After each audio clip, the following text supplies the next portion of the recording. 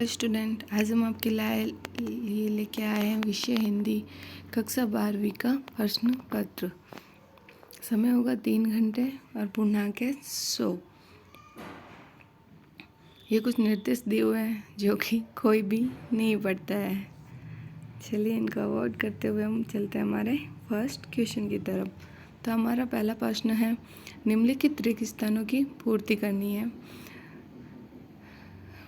अपेक्षा का अर्थ है और अनल का पर्यायवाची है।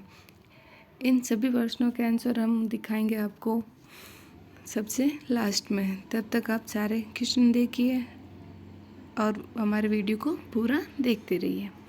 यशोधरा ने बसंत को कहा गया है, विश्व की शुभकामनाओं को कहा गया है, क्रांति अपने मित्र को ले गया। निम्नलिखित कथनों के लिए सही विकल्प चुनकर चयन करें। माँ कविता के कवि कौन थे?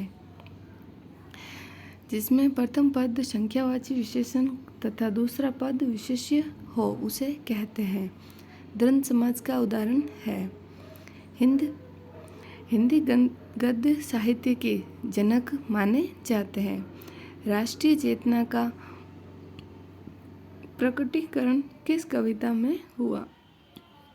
हमारा प्रश्न संख्या 3, निम्नलिखित कथनों से सत्य और असत्य छांटकर लिखने हैं। देखना है कि इनमें से कौन सा वाक्य सत्य है और कौन सा असत्य। प्रश्न संख्या 4, स्तंभ क से ख का मिलान कर सही जोड़े बनाने हैं। प्रश्न संख्या 5, निम्नलिखित प्रश्नों के उत्तर एक वाक्य में देने हैं। गणित का प्रश्न सरल नहीं है, इस प्रकार का वाक्य है, तो इनको आंसर एक शब्द में देना है। ये हम आपको बताएंगे वीडियो के लास्ट में। चाची ने माँ के पास जाकर क्या कहा था? अथवा आप लिख सकते हो कि शेरचंद रेलवे स्टेशन पर मोनू से मिलने क्यों गया था। इन दोनों में से कोई एक कर सकते हैं। प्रश्न संख्या 7, बालक ने दयालु महिला से क्या प्रश्न किया? कन्याकुमारी में कौन कौन से समुद्र का मिलन होता है? द्विवेदी युग की कोई 2 विशेषताएं और शुक्ल युग की कोई 2 विशेषताएं। इन दोनों में से आप किसी एक युग की विशेषताएं लिख सकते हैं। निबंध में प्रमुख भेदों के नाम और भारतेंदु युगीन 2 निबंधकारों एवं उनकी एक एक रचना का नाम लिखिए। निम्नलिखित वाक्यों को शुद्ध कीजिए, कोई 2। यहाँ 3 वाक्य दिए हुए हैं, इनको शुद्ध करके लिखना है किन्हीं 2 को, जो कि हम आपको बताएंगे सारे क्वेश्चन होने के बाद।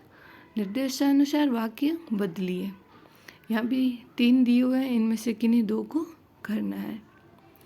प्रश्न संख्या 11, संयुक्त वाक्य की परिभाषा उदाहरण सहित समझाइए। निम्नलिखित में समास विग्रह पर उनके नाम लिखने हैं किन्हीं 2 के, छोटा बड़ा या मंत्री पुत्र। आप पंचवटी के भी लिख सकते हैं। प्रश्न संख्या 12, निम्नलिखित विभिन्नता शब्दों का अलग अलग अर्थों में प्रयोग करते हुए वाक्य बनाइए किन्हीं 2 के। अन्य, और पवन पावन। निम्नलिखित मुहावरों का अर्थ लिखकर वाक्यों में प्रयोग करने हैं। या 3 मुहावरे दिए गए हैं, इनका अर्थ बताना है और उनके वाक्यों का प्रयोग करना है किन्हीं 2 का। निम्नलिखित शब्दों के 2 पर्यायवाची शब्द लिखने हैं। अग्नि, पवित्र और राजा के, इन तीनों किन्हीं 2 के 2 पर्यायवाची शब्द बताने हैं। प्रश्न संख्या 14, समास किसे कहते हैं? उदाहरण सहित लिखिए। यह आप लिख सकते हैं कि लोकोकृत और मुहावरों में दोनों में 2 अंतर। प्रश्न संख्या 15, मन के हारे हार है, मन के जीते जीत। पंक्ति का भाव लिखना है। अब पछताए होत का, जब चिड़िया चुग गई खेत। पंक्ति का भाव लिखना। आप इन दोनों में से किसी एक का भाव स्पष्ट कर सकते हैं। यशोदा अपने आप को कृष्ण की धाय क्यों कहती है? और कवि मोतियों के हार के माध्यम से क्या संदेश देना चाहते हैं? शेरचंद कौन कौन सी वस्तुएं बनाना चाहता था और पुस्तकें पढ़ने की आदत कम क्यों होती जा रही है? हिमालय को धरती का ताज क्यों कहा गया है? कवि माँ से क्या कामना करता है? प्रश्न संख्या 19, लेखिका को सबसे छोटे लड़के पर दया क्यों आई? पार्वती जी का नाम कन्याकुमारी क्यों पड़ा?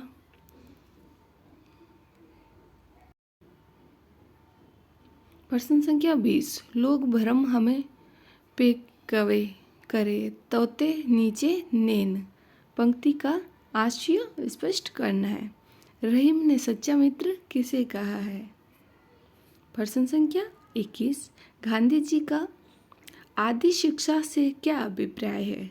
यह आप लिख सकते हो कि बल और बुद्धि में क्या पारंपरिक संबंध है। प्रश्न संख्या 22, हिमालय और हम कविता के केंद्रीय भाव लिखिए। हम कहाँ जा रहे हैं कविता में कवि क्या संदेश देना चाह रहा है? प्रश्न संख्या 23, पुस्तक नामक निबंध के आधार पर समझाइए कि पुस्तकें किन षड्यंत्रों की शिकार होती है। अतीत में शिक्षा के क्षेत्र में भारत को उन्नत क्यों कहा गया है? प्रश्न संख्या 24, निम्नलिखित पद्यांश की हमें सप्रसंग सहित व्याख्या करनी है। ये पद्यांश दिया हुआ है, इसकी हमें व्याख्या करनी है। और अब प्रश्न संख्या 25 में दिया हुआ है गद्यांश। इसे पढ़कर नीचे लिखे प्रश्नों के उत्तर देने हैं कि उपयुक्त गद्यांश का सारांश और उपयुक्त गद्यांश का शीर्षक। प्रश्न संख्या 26, निम्नलिखित पद्यांश को पढ़कर नीचे लिखे प्रश्नों के उत्तर लिखिए। ये पद्यांश दिया हुआ है, इसे पढ़ना है और इसके बाद इन प्रश्नों के उत्तर देने हैं। इस पद्यांश का उचित शीर्षक क्या होगा? चांदनी कहाँ फैली हुई है? और रेखांकित पंक्ति का अर्थ बताना है। प्रश्न संख्या 27, सचिव माध्यमिक शिक्षा मंडल भोपाल को 10वीं बोर्ड परीक्षा की अंक सूची की द्वितीय प्रति प्राप्त कराने हेतु आवेदन पत्र। यह आप लिख सकते हैं समाचार पत्र पढ़ने की उपयोगिता बताते हुए छोटे भाई को पत्र लिखिए। ये हमारा प्रश्न 28, निम्नलिखित में से किसी एक विषय पर लगभग 200 से 250 शब्दों में निबंध लिखना है। आप इनमें से किसी एक पर निबंध लिख सकते हैं। पर्यावरण प्रदूषण, आतंकवाद, जल ही जीवन है, विज्ञान और मानव, विद्यार्थी और अनुशासन।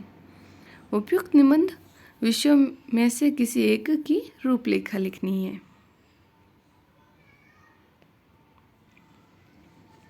ओके फ्रेंड्स, तो ये थे हमारे सारे क्वेश्चन। अब हम देखेंगे इन सब के आंसर।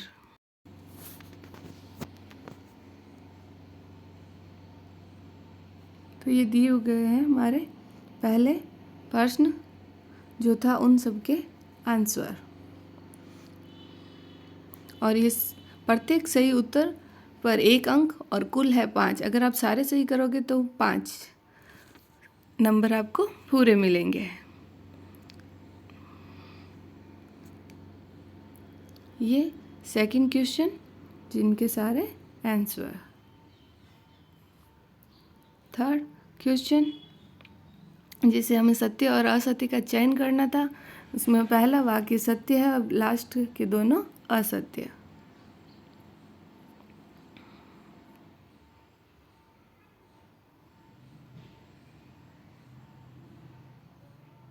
ये हमारा क्वेश्चन 4 जिसका मिलान हमें क खंड से ख खंड का करना था। दशमलव पद्धति, आर्यभट्ट, गणितज्ञ रामानुजम और सूर्य सिद्धांत भास्कराचार्य, इस तरह के सारे मिलान करने हैं। यह भी एक नंबर का है और 5 के। जितने आप सही करोगे उतने आपको अंक प्राप्त होंगे।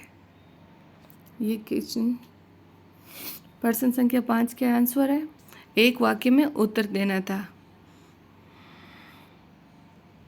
प्रश्न संख्या 6, चाची ने माँ के पास जाकर कहा था कि छोटे आदमी का मुंह भी छोटा होता है। मुंह लगाने से सिर पर चढ़ेगा ही। किसी के मायके ससुराल की बात सिरचन को क्यों कहता है।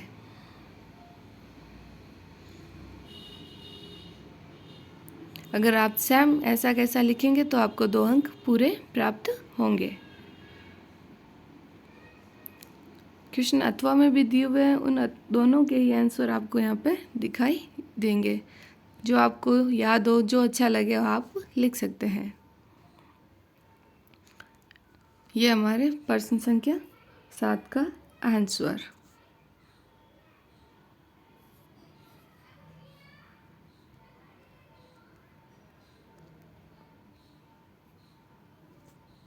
ये प्रश्न संख्या 8 के।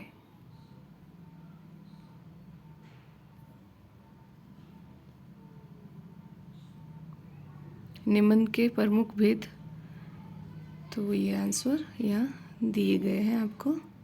भावात्मक, विचारात्मक, वर्णनात्मक और विवरणात्मक। प्रश्न संख्या 10। शुद्ध वाक्य लिखने थे। तुम अपनी किताब खोलो, रविवार की छुट्टी रहती है, राम या श्याम गया। तो ये थे उन वाक्यों के शुद्ध वाक्य।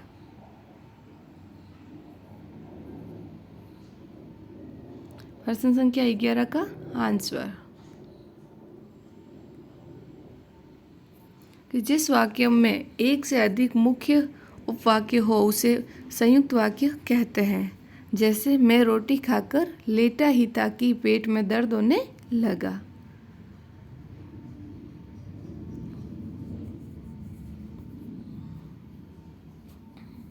प्रश्न संख्या 12।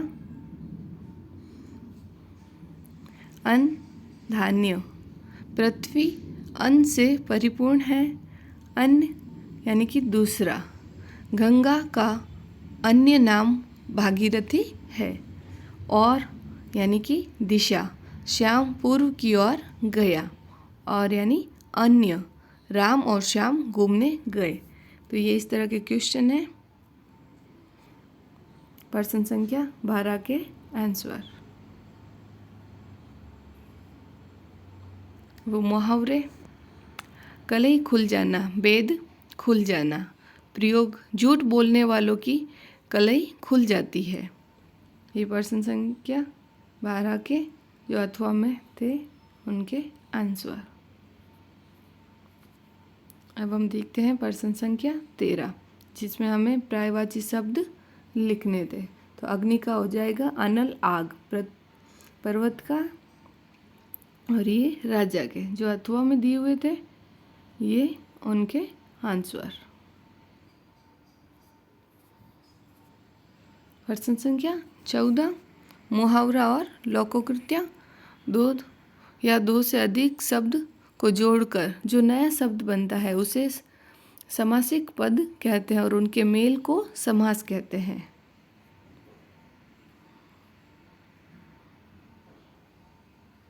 इनके आंसर ये।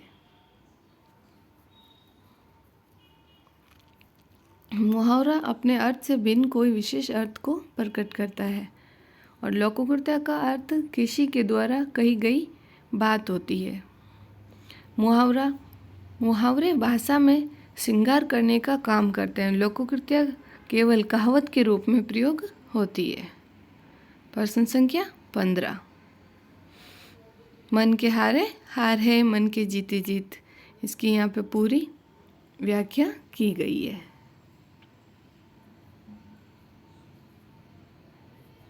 आप अच्छे से देख सकते हैं, इन्हें पढ़ सकते हैं, इसका स्क्रीनशॉट ले सकते हैं। प्रश्न संख्या 16 का आंसर। यशोदा ने कृष्ण को जन्म नहीं दिया था, केवल उनका पालन पोषण किया था, इसलिए वह अपने आप को कृष्ण की दहाई कहती थी। ये 2 अंक का है। अगर आप इसे इस तरह से लिखेंगे तो आपको 2 अंक पूरे प्राप्त होंगे। ये जो प्रश्न संख्या 16 के अथवा में जो क्वेश्चन था उसका आंसर। अब चलते हैं प्रश्न संख्या 17 की ओर। ये प्रश्न संख्या 17 के दोनों के आंसर। प्रश्न संख्या 18 ये उसका सारांश।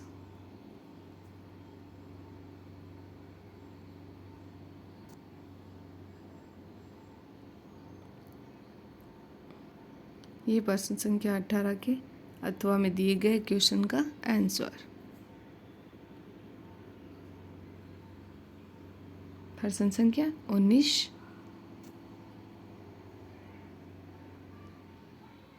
और ये 19 के आंसर। प्रश्न संख्या 20 रहीम कहते हैं कि का आंसर है, रहीम कहते हैं कि धन को देने वाला ईश्वर है जो दिन रात मुझे धन देता है। मैं जब दूसरों को दान देता हूँ तब लोग मुझे दाता मानते हैं, जबकि देने वाला ईश्वर है, इसीलिए मेरी नज़रें नीची रहती है।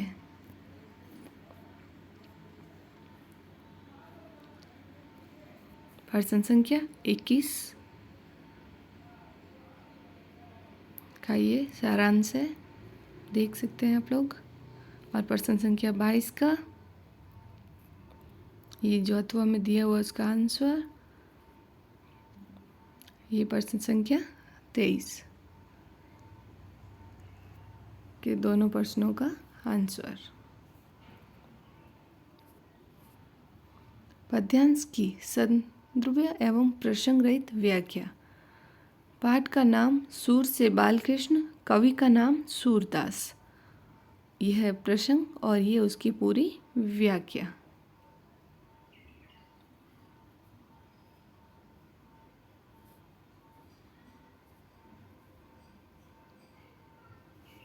ये जो अथवा में दिया है पद्यांश, ये उसकी व्याख्या।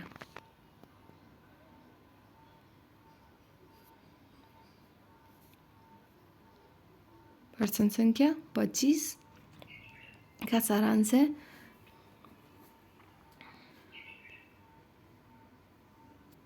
ये चलते हैं प्रश्न संख्या 26 की ओर। अपठित पद्यांश के उत्तर। जो कभी आपने ना पढ़ा हो, इस तरह के एक पद्यांश पेपर में दिया होता है जिनको आपको पढ़ के उनके आंसर लिखने होते हैं। ये है उनके आंसर। प्राकृतिक सौंदर्य। चांदनी धरती और आकाश में फैली हुई थी।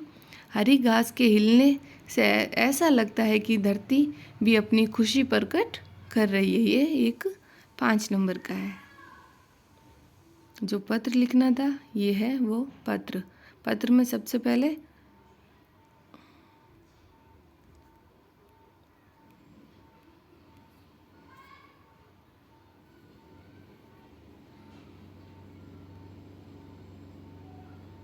आवेदन पत्र श्री सचिव महोदय, माध्यमिक शिक्षा मंडल भोपाल MP।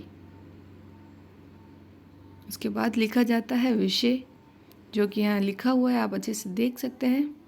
फिर महोदय करके पूरा पत्र लिखा गया है। ये जो अथवा में था ये उसका आंसर है।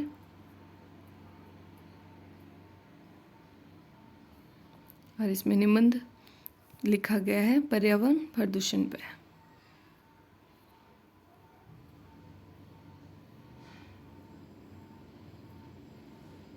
निबंध लिखने का भी एक तरीका होता है। अगर उसी तरीके से आप निबंध अगर आप निबंध लिखेंगे तो आपको पूरे नंबर प्राप्त होंगे। सबसे पहले भूमिका। प्रदूषण क्या है, प्रदूषण के कारण क्या है। जो भी टॉपिक आप डाल रहे हैं उसे हाईलाइट करें। पर्यावरण प्रदूषण रोकने के उपाय। और सबसे आखिर में उपचार। ओके फ्रेंड्स, तो ये था हमारा आज का हिंदी का पेपर, जो कि आपको एग्ज़ाम में हेल्पफुल रहेगा। अगर आपको ये वीडियो अच्छा लगा हो तो please like, share and subscribe करें। Thank you for watching.